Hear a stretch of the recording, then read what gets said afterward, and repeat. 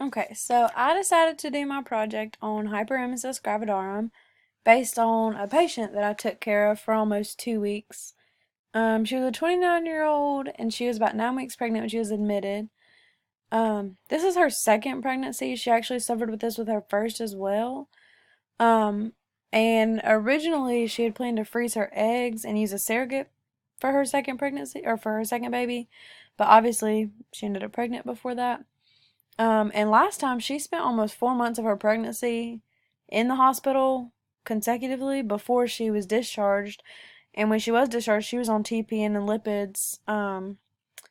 But she said that she did not come off the TPN up until right before she had delivered.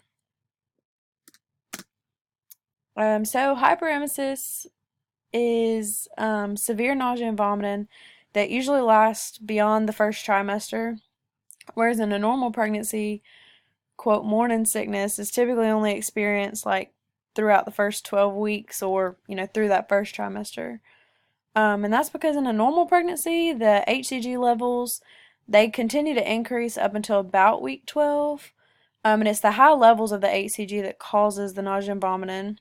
And about the 12th week mark is when the levels will start to decrease and then the nausea and vomiting begins to resolve.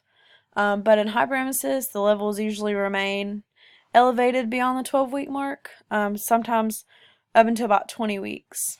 But unfortunately, the symptoms exacerbate this disease because the constant vomiting causes the dehydration, and then the dehydration increases the HCG levels and then causes more vomiting. So it's an endless cycle. The patient did present to the ER with most of these symptoms. She obviously had severe nausea and vomiting. She was severely dehydrated. She had already lost about 13 pounds of her which was about 7% of her pre-pregnancy weight.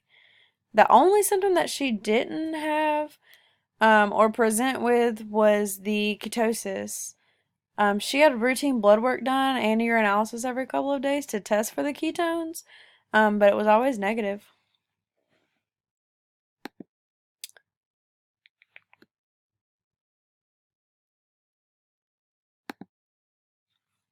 As far as medical management goes, she was on lactated ringers continuously. She had a banana bag hung once a day.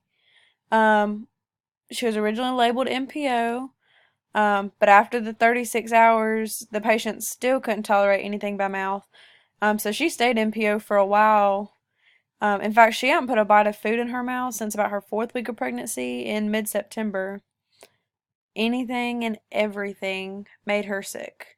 The smell of food, the look of food, the thought of food, everything. Um, Originally, she was given IV antiemetics like Phenergan and Compazine. She ended up having a severe reaction to both of those and caused like severe dyskinesia episodes.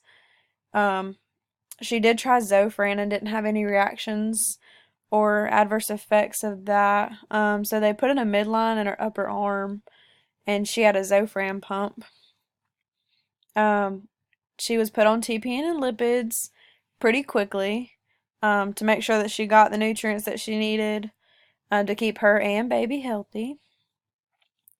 We check blood sugars every 6 hours because we know that the TPN and lipids can cause a rise in the blood sugar. Um, as far as labs, we did CBCs, uh, electrolytes. In her CBC, her hematocrit was a little elevated. It was 52% when she came in. And her sodium and her potassium had dropped 122 and her potassium was 3.3.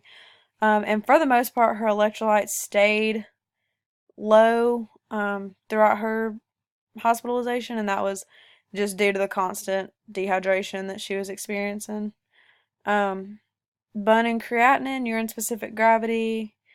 Her liver enzymes were routinely checked because we know that the TPN can cause issues with the liver. They did ultrasounds.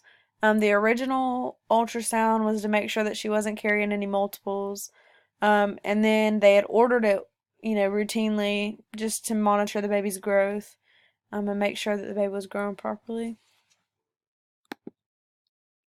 Another medicine that they prescribed was Elavil or amitriptyline. It is an antidepressant, but research shows that it can be used for treating ciclet vomiting. Um, so I guess now that's an off-label use of it. And if we timed that one just right, we gave it about 11. It tended to help her symptoms throughout the day, and she would get another dose right before bedtime. And it helped a little bit throughout the night, but it was a matter of timing that thing just right. We also consulted OBGYN, obviously, to monitor mama and baby. Let's see. Really to maintain her, physical and emotional state. We tried to teach the patient to avoid any kind of stress, physical or emotional. The change in hormones of pregnancy already cause emotions to run high, and they should be tried to kept at bay to prevent the induction of the nausea. Staying hydrated, since this disease does cause severe dehydration. Possible lifestyle changes, diet. Also, minimal stimuli, making sure we didn't put any foods in the room. She had a sign on her door. Trays were not allowed to be delivered to her room. They could not leave the cart outside of her room. We also, offer support groups. She had a spiritual person that came in once a week, because I guess dealing with this when so you don't feel so alone might make it easier to manage. There may be things that the patient can do to manage the symptoms. These are just some of them. The most important teaching that I think the patient should know is making sure that central line site is assessed for infection quite often, but avoiding stimuli, small frequent meals, only drinking fluids in between meals and not necessarily with meals, avoiding high-fat foods, daily rest, also how to administer and set up her TPN at home, since she was on it at home last time. She really did know, but of course we wanted to assess that ourselves and make sure that she knew. This is my teaching plan. My nursing diagnosis I chose activity intolerance related to weakness, as evidenced by the patient was unable to perform her ADLs without feelings of weakness, typically just because she was so dehydrated. She had generalized weakness. Her learning style, her assessing her readiness for learning. Originally, since she had been through this before, she kind of was closed-minded, thought that she knew exactly, that what helped her and what didn't help her. But when we had told her that, she can't take care of herself if, at home, it would hinder her from being discharged. So when we told her that, she was more willing to get up and move around as much as she could, and so she did good. For my quality improvement, I chose medication errors and why the nurses failed to report them, because a patient on our floor was assigned to a nurse who was also taking care of 5 other patients. This was a post-op patient asking for pain medicine, and she had called to the nurse's station, asked for pain meds. The MR shouted to the nurse that bed so-and-so wanted something for pain. The nurse went to the Pyxis, removed a med for the post-op patient, and went into the room, who she thought needed the pain meds, opened a tablet, gave it to the patient. Patient didn't question it because she was also in pain.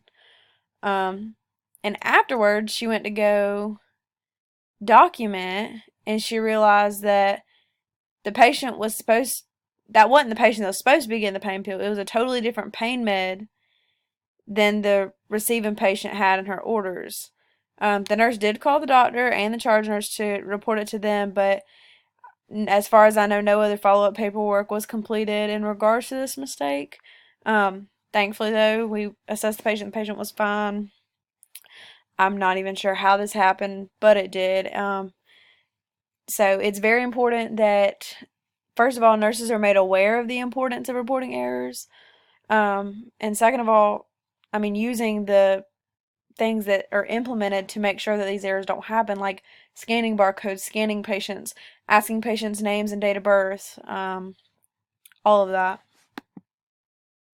My concept map, my 3 nursing diagnoses: imbalanced nutrition, less than body requirements, related to constant vomiting, nausea, as evidenced by the patient's state. She threw up approximately 18 hours a day. This was before we started giving the Elavil, though. The Elavil and the Zofran pump seemed to help her. And she'd been unable to eat since September 16th. Deficient fluid volume related to fluid loss as evidenced by the patient vomiting. Our serum sodium was 122, potassium of 3.3.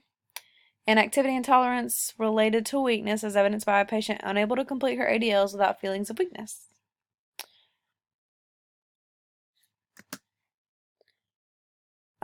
When we were getting ready to discharge the patient, like I said, we wanted to make sure, that she knew how to set up and administer the TPN, her ability to do it. We had to work with the discharge planner to figure out how we were going to get a pump delivered to her house. The TPN also had to be delivered. Also not listed, we had to determine the patient's support from her family. Thankfully, though, her mom and husband were both pros at everything, since she was on TPN for so long the last time, and they were all willing to help and do what they need to do for the patient. But the patient also was an MPNI. Nobody knew that she was pregnant. She wanted to announce it, not this way. So we were afraid that it would take a while at home for her to be willing to announce it. And those are my references.